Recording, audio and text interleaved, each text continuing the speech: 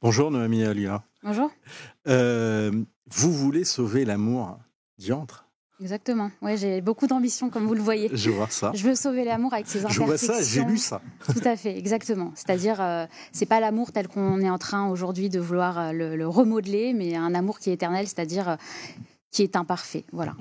Vous croyez au romantisme encore? Tout à fait. D'ailleurs, c'est peut-être ce qu'il y a de plus subversif dans mon livre et dans mes idées. Je crois que le romantisme aujourd'hui est méprisé et qu'il faut le réhabiliter. Il faut croire en quelque chose. Moi, je le dis dans ma conclusion, je crois en l'amour. C'est une croyance, beaucoup n'y croient pas, mais j'espère avec ce livre peut-être réinsuffler un peu de magie. Vous dénoncez surtout un nouvel ordre moral. Comment vous le caractériseriez? C'est une forme de néo-puritanisme, c'est-à-dire que aujourd'hui on fait en sorte de séparer les sexes, de monter les hommes contre les femmes, de culpabiliser les femmes, de culpabiliser les hommes, de faire en sorte qu'ils ne se rejoignent plus, et ça sous couvert de progressisme et de féminisme, et c'est ce que j'essaie de dénoncer dans mon livre. Maintenant, j'essaie surtout d'expliquer comment est-ce que ces mécanismes entrent en œuvre et on arrive à la politisation de l'intime qui est l'une des façons dont ce néo-puritanisme s'y prend. Et c'est l'un des aspects les plus passionnants de votre ouvrage, et vous l'abordez dès le départ. Vous rappelez le mot d'ordre des féministes américaines dans les années 60. Ça m'a d'ailleurs, je vous raconter une anecdote, ça m'a amusé parce que je me souviens d'un cours de Papendiaï en prépa Sciences Po qui nous faisait ce cours avec des étoiles dans les yeux sur ce mouvement de féministes qui avait un slogan qui était Personal is politique, le personnel est politique. Est-ce qu'on peut revenir d'ailleurs sur ce qu'a été ce mouvement et quelles a été les conséquences de ce mouvement? Écoutez, c'est l'idée que les souffrances des femmes ne sont pas que des souffrances de chaque femme dans son foyer, mais qu'il y a quelque chose de politique, et donc qu'elles doivent se coaliser entre elles pour abattre les structures qui sont responsables de leurs maux. C'est l'idée qu'il n'y a plus rien de personnel, que tout est politique, y compris l'intime, et donc on va politiser le moindre des aspects de la femme au foyer, qu'il s'agit de sa façon de tomber enceinte, jusqu'à sa façon d'être une femme, et donc tous ces éléments qui font partie de la vie de la femme deviennent des éléments politiques. C'est très intéressant ce que vous dites, parce que là, dernièrement, lors des primaires américaines, où c'était plutôt pour des élections de midterms, on voyait un clip du Parti démocrate s'en prendre à un républicain conservateur en l'accusant d'être un policier qui allait jusque sous les draps et dans la chambre à coucher des personnes. Et donc le Parti démocrate, qui est l'héritier de l'idéologie progressiste, se drapait dans la défense justement de l'intime par rapport aux politiques.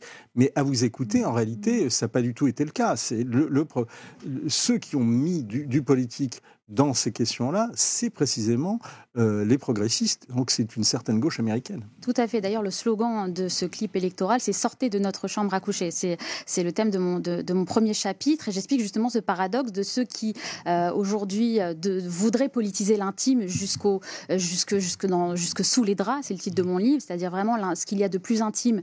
Chercher l'égalité absolue, voire l'égalitarisme même dans les pratiques sexuelles. Donc vraiment dans les recoins les plus intimes de l'intimité. Ce sont les mêmes qui veulent politiser l'intime à tout prix, qui pourtant refusent que d'autres politiques s'immiscent également par d'autres moyens. C'est très intéressant ce que vous dites, parce que aujourd'hui, on voit dans toute une littérature, les psychologues, les sexologues justement disent que précisément pour reconquérir de l'intimité, il faut justement une partie de secrets, de choses qui échappent complètement à la fois, bien évidemment, aux politiques, mais également même aux règles générales, à quelque chose qui puisse être découvert dans l'intimité, dans la dualité, dans le secret des couples, en fait. Tout à fait, c'est un peu le vertige de l'abandon, mais même plus fondamentalement, je pense qu'il ne peut pas y avoir d'égalité dans l'amour, parce que c'est l'amour mon sujet.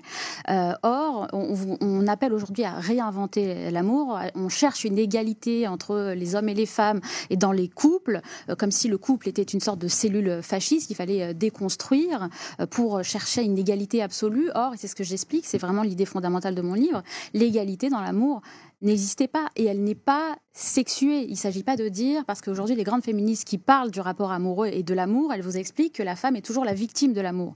Or, il me semble qu'il y a une injustice qui n'est pas sexuée, qui est liée à la relation amoureuse, qui fait qu'il y a souvent de la douleur, qu'il y en a souvent un qui souffre dans la relation amoureuse, mais on ne peut pas dire que le romantisme et l'amour sont responsables de la douleur des femmes et que les femmes seules sont victimes de l'amour. C'est-à-dire qu'on souffrira toujours en amour, Noémie Alliot. Il me semble que ça fait partie justement du tragique de l'amour et qu'il faut accepter. Et justement, parce qu'il y a un refus du tragique dans notre société, parce qu'on va dans une société de plus en plus pantouflarde, pour reprendre la thèse de Pascal Bruckner sur laquelle sans doute on reviendra, à une sorte de refus du risque qui se voit aussi dans l'amour, eh bien il y a un refus de cet amour-là. Est-ce que, si on revient à cette formule du personal is politique, est-ce que c'est pas l'aveu de deux phénomènes ? Le premier phénomène, et c'est finalement la thèse de votre livre, c'est l'avènement d'un totalitarisme plus ou moins soft, mais réel. Oui, tout à fait. Un totalitarisme qui va traquer jusque sous les draps la moindre imperfection, la moindre injustice, la moindre inégalité, qui voudrait une sorte de monde pacifié dans lequel il n'y aurait aucun problème, aucune douleur, aucune difficulté. Vous dites un homme pacifié. Avant, vous dites un monde pacifié, mais justement, les années 60, les années du personnalisme politique, clamaient faites l'amour, pas la guerre. Mais vous dites faites pas l'amour, vous n'aurez pas la guerre, c'est ça ? Moi, je dis, au contraire, il faut accepter le tragique de l'amour. Aujourd'hui, on va dans une société qui le refuse. Est-ce que, si on revient du personnalisme politique, est-ce que c'est pas un autre aveu aussi ? C'est la défaite du politique. Alors, je ne serais pas forcément d'accord avec vous. J'ai l'impression, moi, que le politique va beaucoup trop loin. C'est une instrumentalisation du politique jusque dans les interstices du cœur. Il me semble qu'il y a du politique partout. Et j'aimerais justement qu'on essaye de retirer ce politique-là. Mais justement, est-ce qu'il n'y a pas un paradoxe ? C'est que on fait de moins en moins de régaliens et on fait de moins en moins... le politique est de plus en plus dénigré. D'accord, oui, je comprends ce que vous voulez dire. Et du coup, on a déplacé le curseur, le centre de gravité, à des choses qui ne relevaient pas, du politique. Alors, dans ce sens, je suis avec vous. De toute façon, on voit que, disons que la politique politicienne recule, puisque les gens votent de moins en moins. Mais paradoxalement, tout devient politique. Et on peut voir là, effectivement, un mouvement de la politique qui se retourne, qui sort de la politique pour aller jusque dans la chambre à coucher. Dans ce cas-là, oui. Est-ce que quand même, cette révolution est-ce que la révolution sexuelle, finalement, qui est excessive par nature, ne contenait pas en germe ce retour du puritain ? Moi, je vais vous dire, dans les années 90, quand j'ai commencé ma carrière, c'est un petit peu plus âgé que vous, et en voyant quand même, encore une fois, des expressions d'hédonisme qui étaient échevelées, un de mes responsables hiérarchiques disait « on se prépare des générations de frigides ». Est-ce que c'est quand même... On ne paye pas la conséquence de cette révolution et de ce sexualisme débridé des années 60. Je comprends votre critique, mais je pense que cette révolution, il me semble que cette révolution était nécessaire. Le problème, c'est pour ça que je parle de terreur, c'est qu'il y a eu des effets pervers. Et encore aujourd'hui, avec l'affaire MeToo, on voit qu'il y a des effets pervers. Mais la révolution reste nécessaire. Je veux dire, je suis assez contente que les femmes puissent être libres d'avoir un compte en banque, de pouvoir être libres de leur sexualité et qu'elles puissent décider. Quand on parle de la révolution sexuelle et d'un sexualisme échevelé, on parle pas d'un compte en banque pour les femmes et de l'acquisition du droit des femmes ou le droit de vote pour les femmes qui était une revendication de droite d'ailleurs. Tout à fait, mais je politise pas, je dis simplement que c'était nécessaire. Cette révolution, il me semble que cette révolution sexuelle était nécessaire. Il me semble même qu'aujourd'hui, d'une certaine façon, la révolution MeToo a fait du bon parce que certaines femmes, sans doute, qui avaient peur de s'exprimer, de libérer la parole, comme on dit sur certains sujets, ont pu le faire. Le problème, et j'appuie là-dessus, c'est les effets pervers parce que la révolution s'est transformée en terreur, parce qu'aujourd'hui, on veut régenter la moindre aspiration à l'amour, le moindre désir pour en faire un argument politique. Est-ce que finalement, si on prend par exemple quelque part une partie de la révolution sexuelle, partout de la révolution sexuelle, mais celle qui est venue des pays d'Europe du Nord, je me souviens du prince Henrik de Danemark qui se flattait que son pays, anglo-saxon, luthérien, ait inventé la pornographie. Et finalement, c'était des pays qui autrefois étaient eux-mêmes très puritains. Et on voit également ce néo-puritanisme à la sauce New York Times, ou bien une partie des pages du Monde aujourd'hui, revenir en force. Et est-ce qu'il n'y a pas finalement, entre les interdits religieux, par exemple de votre école à Sarcelles, que vous racontez en début de livre, et le puritanisme progressiste tel qu'il est porté par ces médias progressistes, quelque chose quand même qui est autour de la haine du corps. Oui, tout à fait. La culpabilisation du désir, de la volonté de séparer les sexes, de séparer les hommes des femmes, de criminaliser les hommes, de culpabiliser les femmes. Véritablement, il y a quelque chose de commun, et c'est ce que j'essaie de montrer d'ailleurs. J'essaie de montrer que quelque part, je suis une émancipée d'un milieu orthodoxe, religieux, juif de Sarcelles. C'était le sujet de mon livre précédent, et qu'aujourd'hui, je pensais justement rentrer dans un Occident désacralisé, une société laïque, et je me rends compte finalement qu'il y a de nouvelles morales qui sont portés par des pseudo-progressistes. Mais derrière cette idée du progressisme, même derrière cette idée du féminisme, est-ce qu'il n'y a pas également une idée qui va plus loin? Parce qu'on n'en est plus là aujourd'hui. C'est l'idée de pouvoir... d'ailleurs, on ne parle plus de sexe, on parle de genre, il y a une relativisation à l'égard du corps humain. Est-ce que ce n'est pas un projet, enfin en tous les cas, une idéologie qui s'en prend même à la nature humaine telle qu'elle est donnée?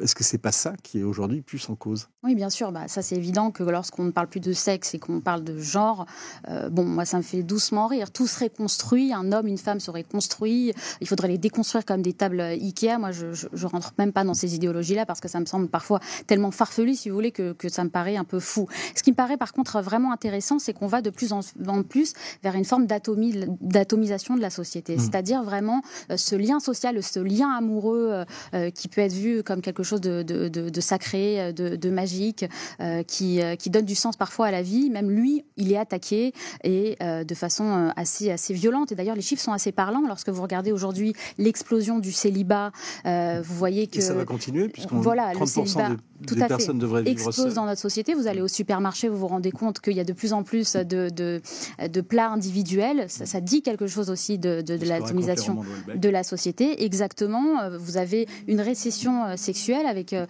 des jeunes qui font de moins en moins l'amour. Ça aussi, pour moi, ça dit quelque chose de la dissolution du lien amoureux.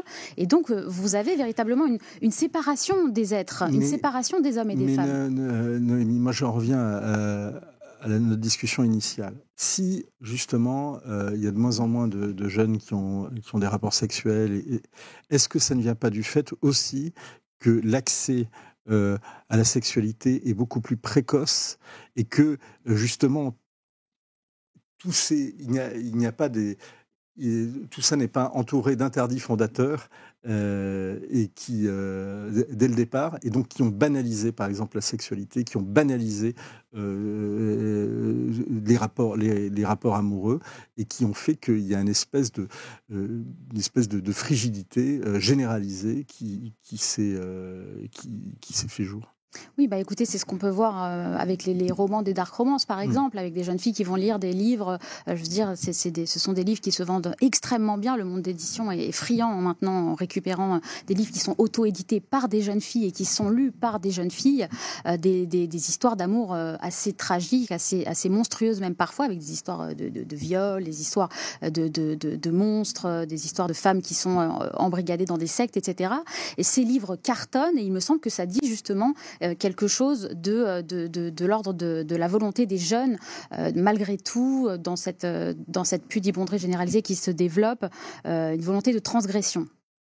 Mais alors, c'est ça qui est paradoxal, c'est que d'un côté, il y a un écœurement par rapport au sexe, on va dire la chose, et d'un autre côté, vous décrivez ce phénomène de la dark romance, et vous dites, bon, que c'est pas en plus des grandes œuvres littéraires, mais que là où vous allez plus loin, c'est que ce que recherche le mythe qui est recherché à travers ces livres-là, ça qui est très intéressant dans ce que vous dites, c'est pas le fait c'est pas la maltraitance dont les jeunes filles sont les objets dans les livres, mais c'est que à travers dans ces livres, c'est l'histoire qu'après la maltraitance, elles font découvrir au bourreau l'amour, c'est ça? Oui, en tout cas, c'est une affaire de transgression, si vous voulez. Et puis on sait aussi, et là c'est très important quand même de le dire pour ces œuvres-là comme pour les autres, qu'il y a une dimension symbolique. Il ne s'agit pas de les lire littéralement comme le font aujourd'hui. Vous êtes sûr que ce n'est pas lu littéralement? Il me semble qu'il y a toujours une dimension fondamentalement symbolique, comme avec La Belle au bois dormant d'ailleurs. Et vous dites que La Belle au bois dormant, c'est pas l'apologie du viol. On rappellera que La Belle au bois dormant, par contre, c'est pas la dark romance. Oui, tout à fait. Et c'est mieux écrit, quand même. Vous me le permettrez. Oui, je vous le permets. Ce jugement de valeur. Une dernière peut-être question. Peut-être une dernière question, pardon. Montesquieu disait « Un peuple qui n'a plus de mœurs fait des lois ». Est-ce que, j'en reviens à cette idée de il y a eu la déconstruction des années 60 ou personnalisme politique. C'est aussi le moment des déconstructions de tout ce qui fait les mœurs. C'est une révolution morale. Est-ce que on vit pas la conséquence de ça et avec cette inflation de normes qu'on le fait, parce que quand même tout ça se traduit en loi et se traduit en règlement, notamment en entreprise. Oui, tout à fait, mais c'est ce que je dénonce par cette forme de puritanisme qui est excessif, qui se transforme en totalitarisme. Alors juste sur la question des mœurs, moi je crois à la morale, c'est-à-dire que La Fontaine est un grand moraliste, je crois au moral. Le problème c'est la moralisation, c'est de faire de tout, d'aller chercher encore une fois jusque dans l'intimité ce qui va être bien de ce qui va être pas bien, chercher le bien et le mal dans ce qui est a priori apolitique et amoral. Comment on retrouve l'amour? En y croyant déjà, pour commencer, et en lisant mon livre. Merci beaucoup. On ne sera pas forcément d'accord avec tout ce qu'écrit Noémie Alioua, mais je peux vous dire que le livre, outre qu'il est formidablement bien écrit, est très stimulant et très enrichissant, étourdissant de références. La terreur jusque sous nos draps. C'est aux éditions Plomb et bien évidemment, c'est à lire. Merci.